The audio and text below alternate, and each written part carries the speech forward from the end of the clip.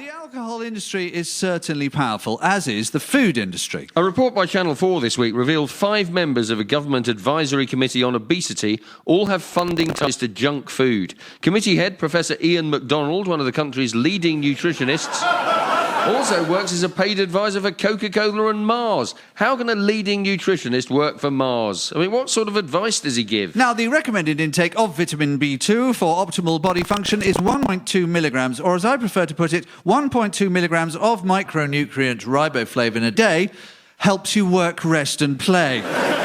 But he's not the only one. The Daily Mail reported another of the government's most trusted scientists on diet, sugar and heart disease, Professor Tom Sanders, has been given £4.5 million towards his research by sugar giant Tate & Lyle. 2 problems there. One, how can your most trusted scientist on diet and sugar be funded by a sugar company? But 2, and more importantly, the phrase sugar giant, that just isn't advisable. It sounds like he's funded by something that looks like the Stay Puft Marshmallow Man out of Ghostbusters. It's the sugar giant, an enormous jelly baby the size of a building is headed towards Manhattan. What can we do, Dr. Beckman? Oh, I wouldn't worry. I often see things like that, and I've had a few on the M40.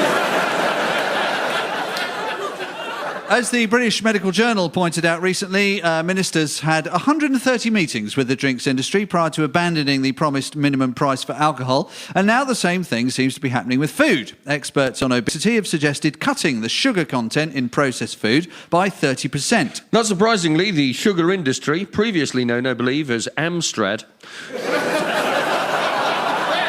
don't really want a reduction to happen. They're resisting all attempts to legislate, insisting, just like the newspapers and the drinks industry, that the best solution is a voluntary agreement. In other words, one they can completely ignore. Yeah, although in the case of sugar levels, the lobbying must be fairly easy. We don't want to reduce sugar levels in our food, Minister. Well, yes, but the doctors are telling me it's addictive and dangerously unhealthy, so you're going to have to give me a pretty good reason why I should do what you want me to. Of course. How's this?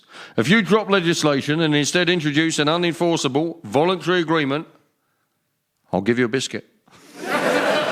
Sorry? Who wants a lovely bicky then? Oh, me. Yeah, does he? Does he want this biscuit? Bicky.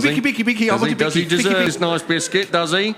Will he drop the nasty legislation? Yeah, drop legislation, yes. OK, open wide. Here comes the aeroplane. Oh, that reminds me, I've got BAE Systems this afternoon. To be fair, an MP who's been intensively lobbied by being given a load of free sugar products is going to be fairly easy to spot. Mr. Speaker, I think we should drop this legislation. Whee! There it goes! I'm running up and down. Oh, I can feel my face. Am I supposed to feel my face? I have so much to say about this. Why am I suddenly so sad? I hate you all. I hate you. I've got a headache. I think I might need to...